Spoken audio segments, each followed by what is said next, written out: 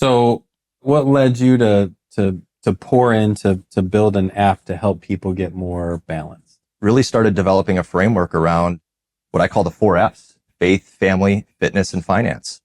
And for me, it was really about getting centered on faith, and making sure that I was stable in my faith, because that's where everything starts.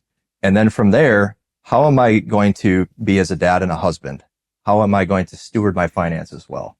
How I'm going to steward my health and fitness well? And so just develop that simple framework over the years. Are we ready to go today?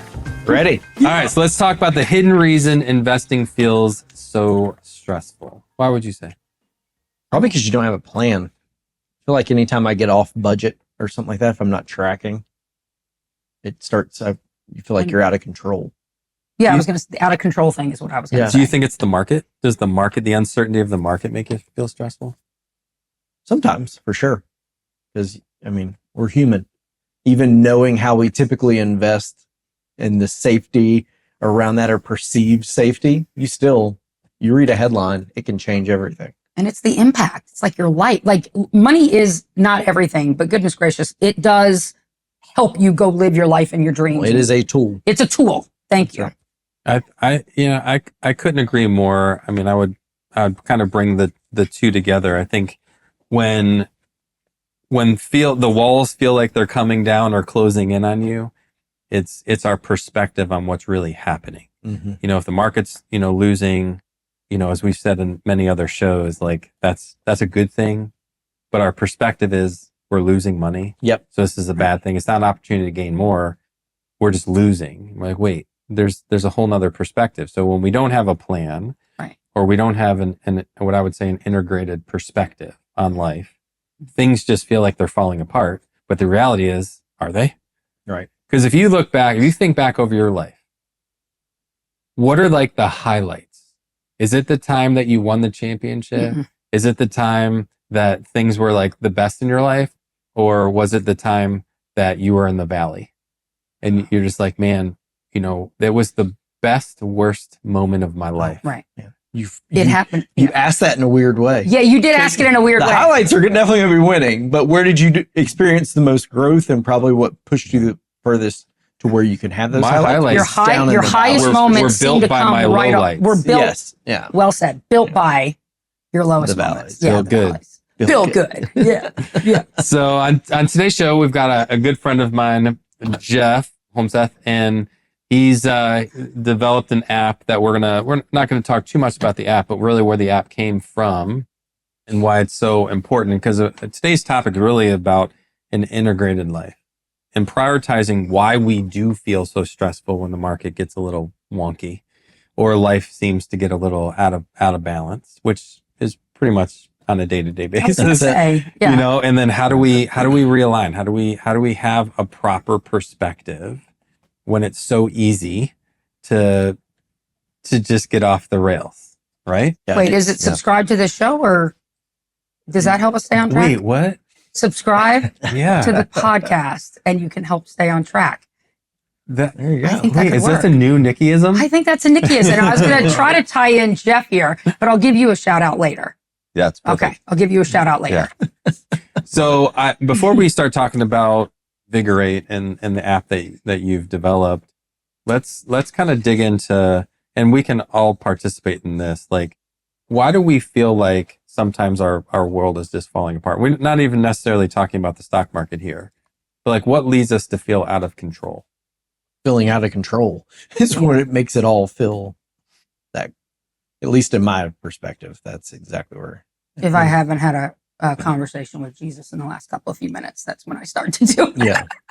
Not to get too, Well, I love, But- the other day but we it's had a true, conversation. I was walking by, I was leaving, yeah. and you said you just got saved, about 5 years ago? September 4th of 2019. 2019. And you said, I didn't have Jesus for the vast majority of my life. And I don't know how I was able to handle life, because life is so hard. And I remember you just getting so real, and you're like, I don't know, because I got my daughter here, my son, and this issue, and my husband, and my life, and the business, and everything. And it's like, I don't know how I'd handle it without Jesus. Right? No, I don't. how I want so badly for people in my life that don't have Jesus, that are going through some very hard times, that would break me if I didn't have him. I want them to have him. But anyway, that's the shout out, and that's where that thing came up. But yeah, so when I'm not feeling good, it's because I feel like it's all me, and I have to slow down and realize that while I think I'm a pretty big deal, it's it's not all about me and what I want to do. So sometimes that's when I feel out of control. So what led you to pour into to build an app to help people get more balanced? Yeah, it's really a good segue to what you talked about, because it's really about my faith journey and how it began, because I, grew up in faith and in the church, but stepped away for a period of time. And then it became a point in my life where I was starting a family, building a career, and felt like called in so many different areas. Yeah. I was pulled in so many different areas. And so really started developing a framework around, hey, how do I best manage? How do I stay out of the chaos of getting pulled in so many different directions? And really started developing a framework around what I call the 4 F's: faith, family, fitness, and finance. And for me, it was really about getting centered on faith, and making sure that I was stable in my faith, because that's where everything starts. And then from there, how am I going to be as a dad and a husband? How am I going to steward my finances well? How I'm going to steward my health and fitness well? And so just develop that simple framework over the years, and just has really helped me stabilize and really hone in on what's most important in life. So F3, so yours is like F4. It's F4. So you're just like 25% They raised him up. better. Yeah. He's like, I'm 10Xing F3, Yeah. which is faith, family, and fitness, right? I think so. I think that sounds right. I know it's You just faith added and fitness. finance. Yeah. It's like, Finance, oh yeah, yeah. you're missing Well, hey, out. But, I mean, money's talked about more in the Bible than any other That's topic. the number one topic. Yeah. Yeah. Hopefully you work out inside though. That's only outside. Do you nickname all your users like F3 does? Don't you show up, the first thing you do is get a nickname? Oh, is that right? I don't know. So, okay. They lost me whenever they were like, in December when it's snowing and raining, at we still work 4:30 out. a.m. Yeah, I'm like, Yeah, I'm nah, out. I'm out. I went once or twice, and I was like, I'm not doing it anymore. All right, so let's talk about systems versus emotion. And I think this is where a lot of us kind of really get stuck, because when we're looking at the stock market or, whatever's going on, bills, or we're just feeling anxious, there's 2 ways to kind of run your life, right? You can run it through the lens of a system. This is how I get through life. Or you can run it through the lens of the emotional default to who we are. And how do I feel Yeah. right now in this situation? Or how do I feel in this situation, which I feel like is, I don't want to say a woke agenda, but I feel like there's certain feelings run society too much at times. And I feel like what we want to dial into is, what is the effect of a system versus the effect of running life on an emotion? Yep. I used to think that I didn't really need systems or routines. I was like, I'm a pretty just free flow guy. And then, man, You got a kid. you get kids and a wife and a business and all this stuff. And you're like, I am way more regimented than I thought I was. Because one little thing messes up the routine and you're like, what's going on? You got to like recenter in the middle of the day.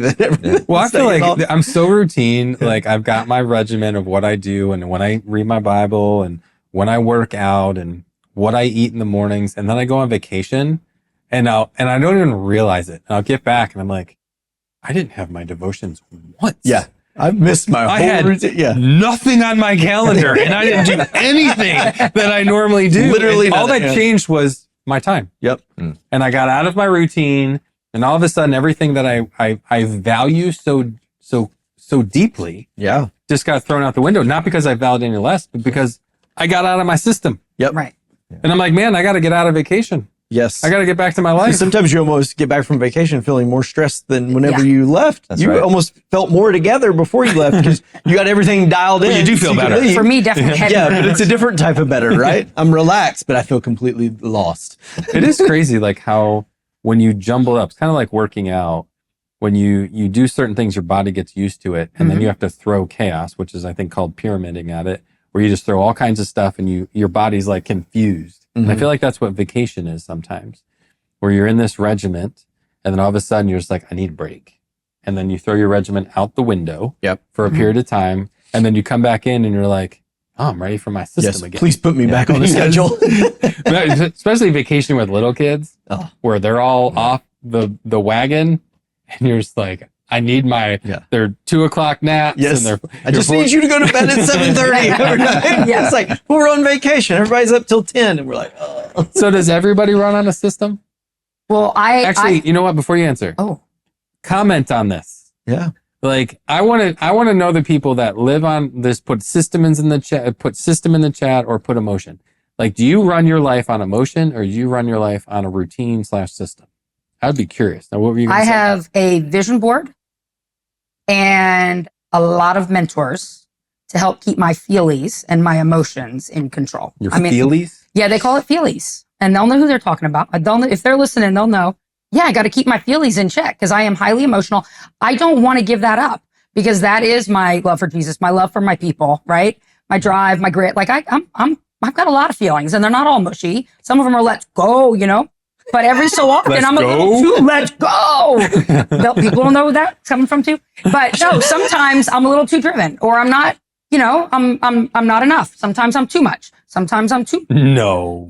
I know it's hard to believe. No. So I need a system, a process, a vision board, a mentor to remind me that, hey, let's get this back in check. Otherwise, you're in trouble. Okay, so I need both. I need feelies and a system. I live in the system routine world, but I am very much emotional. Like between my wife and I am significantly more emotional than she is. We'll argue a little bit, but I was going to say, be eventually- careful. I'm going to start defending her in a second. Yeah, She's I'm not pretty- saying there's anything wrong. No, she is emotional with her kids. I'm a little. Paul will cry to movie. Yeah, I'm more emotional. I'm holistically more emotional than she is. She is strategically emotional, which there's no right or wrong to either. That's just how God made us. She loves big though. I understand the systems part because that is how I'm made. I am a routine. I have places for everything in my life. I want to understand. I don't know if any of you run more emotional, and I don't think it's women. It's men and women. I'm not going to say, hey, speak for the emotional side. I was going to say, we almost went to the woman. No, I'm not right, saying that at not, all. I'm way more emotional. Yeah, you're Paul and I are way Exhibit more A. in tune, and our wives are much more similar in that regard. Yeah. Yeah. Like when it comes to emotion, I wish she was here to respond, but she doesn't run on the emotions. I would actually probably say more of this. Like I was having a conversation with somebody earlier today, about when something happens in a meeting and your button gets pushed. I was cool and now I'm not. And how do you keep your emotions in check in that situation? Let's just say the market's a trigger. And market's going up, up, up. Everybody's happy. And then all of a sudden the market doesn't go up anymore and it goes down and your button's pushed of fear, anxiety, whatever that button is. How do you keep that in check? Mm-hmm. What do you do? I mean, how does developing Vigorate and the systems and what you've learned with your F4, how has that helped? Like, how does that help you? Where's the passion? Because I want to. How can it help us? Yeah. How can it help us? Well, I think first and foremost, it's stabilizing on your faith and your foundation. That's got to be number one. And once that's established, I think for everything else, having that framework, I like you am emotional. So I'm quick to react when something goes awry. And I think that's why it's so important to have a system and a framework to fall back to. Obviously, faith being the number one priority in my life. And how I live that out. So from there, I think everything else kind of falls into place. But that accountability of having a system like this and having accountability of people in your life, good friends, to hold you accountable for those types of things. Have tough conversations. Have those tough conversations. Do you think you can, this might be off subject, but do you think you can truly thrive in all four at the same time? Or do you think there's all four of the faith, F's. Yes. family? Because this was a question I was actually reading an article about, where you can't keep all four burners on high at the same time. And they used friendships instead of faith. All right, Jeff. Yeah, that's a great question. And I think part of it too is I think it's challenging to go 100%, 110%, 100% of the time. Right. So I think part of it for me is more of just recognizing, hey, at the end of the day, having this system to check in with myself to say, hey, was I there for my kids today? Was I there for my wife today? Mm-hmm. And it doesn't have to be anything extravagant. It could be something, sending an encouraging message to my wife, which is something that I try to do to make sure that I'm being the good husband that I am, and recognizing who she is as a person. So I think it just depends. I think if you're trying to run a marathon in all, 4 categories, it's probably difficult to do. Yeah. And I think it's unrealistic expectation, but I think just having that framework as a reminder for you to say, hey, you got to check yourself before you wreck yourself, before things get too far off balance. I'm checking and I don't know your grading system, kind of the check-ins, but if it's like, hey, I'm always hitting 10 on finances and the work are always thriving, but maybe I'm down in the 3s and 4s on faith and family, I need to do some recalibration. Exactly. You got to recalibrate. And I think just building in those systems to check in with yourself on a daily basis, weekly basis, monthly, quarterly basis, just to make sure that you're holding yourself accountable. Love systems. Would you answer that any differently? I am, and I was talking to Jeff a little bit about this, but his 4 F's, I have the 4 little pillars that I have my vision board, and I'm pretty accountable to those. But I do have people in my life that I have set up checkpoints with that have leveraged me to set up checkpoints. And they have a very big seat at my table, and we talk real, and our love language is to have real conversations. So I really do leverage the people in my life and I do have the Holy Spirit too. Like, those are the 2 things that hold me accountable. But I will also say there are times, and I'll give my dad a shout out, but balance has always been something that I have to constantly maintain. And my dad always challenged me with that, right? Because you'll go through times in your life. You brought up the marathon. I think you said there's going to be something that you may deliberately say, right now in my life, this needs to be a focus, and I'm going to bring up my dad. I apologize, but right now I need to be there for my mom and my brother. And I love that I have a mentor, one of them being Paul, who literally we were having a vision meeting or a goal setting meeting. And I said, I need to do it. This needs to be one of my big ones. And he's like, nope, that's all of them. Meeting's over. In so many words, go do that, because you're always so driven. So I guess for me, every so often, there's something that I very deliberately, very thoughtfully make a conscious decision that my life is going to be a little bit out of balance for that reason. But I'm doing it on purpose. And I check in with each of the things. And I have friends that I literally said, guys, this year, I'm going to be the taker. I've got to be the taker. I've told my clients who I love while my dad was in the hospital for a month, who literally said, you think we're doing a review with you? Actually, we're offended by this. We hired you because you'll blow us off to be with your dad in the hospital. When that was said to me, it changed my whole mindset. But I very deliberately leaned in to my family, and it'll probably take a little longer than I even anticipated, right? And it's okay. And I've checked in with each part of my life. Now, am I getting the 10,000 steps in that I was with my husband at night? No, not the way that I should. You walk 10,000 steps at night? We do, because that's the only time we can seem to get it in together. So that's, and we're trying to do our pickleball, and we try to do different things. So we found ways to do it differently, and in ways where we can. I'm not picture of health right now, and this might not be the summer that I'm laying out and doing the bathing suit issue. The cover. Really? I'm skipping that this year. We went there. I'm skipping that this year. I'm not going to quite be ready for the bathing suit cover. Hold out for that Insight Folio calendar another year. But coming back to the headline is I challenge myself to stay in balance, right? Yeah. And when I am going to go out of balance on any of those 4 things, I do it deliberately, and I get, I don't want to say permission, but permission from the people that I've asked to love on me the way that they do, to say, yep, you're doing that. I know you're what you're going after in the big picture. And right now, that's the right thing to do. We're good. God's good. Let's go. But then know that there's got to be a checkpoint to bring it all back at a certain point. And then you got to lean in on something else. Then I might have to go do a run so that I can get back on track on that bathing suit issue. Which, by the way, Nikki will never be on a bathing suit issue. Well, you brought it up. I know. But does that answer your question? I very deliberately do certain things, and I have people, more than a process, frankly, who hold me accountable. One of the things it's awesome. I love that you said that the way you did. I've been a member of C12 since 2013, and we do what's called the balance wheel in C12. And there's more than 4 things. There's about 12. It's very interesting when you go through it. And I feel like if any of the C12 guys are watching this is how I feel. Like, some guys will just be like, 9s or 10s all the way around the thing. And I'm such a tough grader on myself. I'm like, 4, whatever. And sometimes I get into this my frame of mind where I'm like, I'll just pick a number, like 7.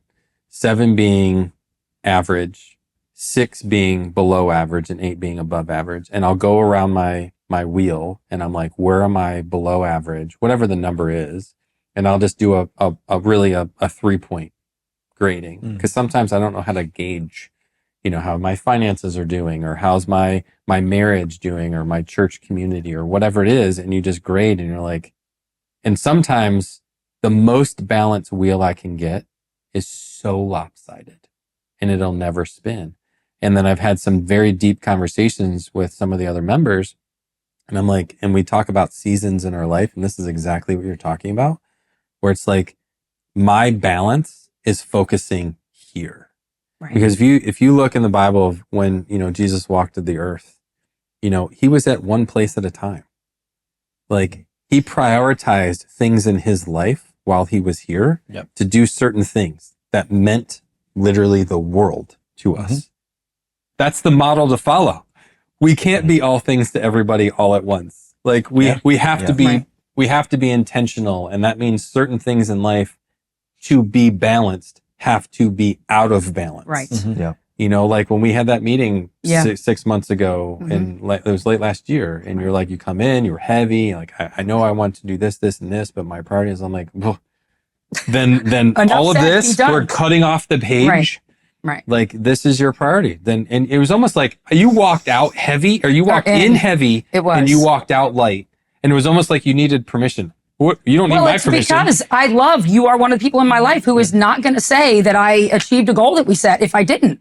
So I walked in and I set SMART, specific, measurable, or all those things. And I put a whole lot of heart into our goal setting meetings. It's a bill. I take it very seriously. And it's not that I don't want to let you down, but it is.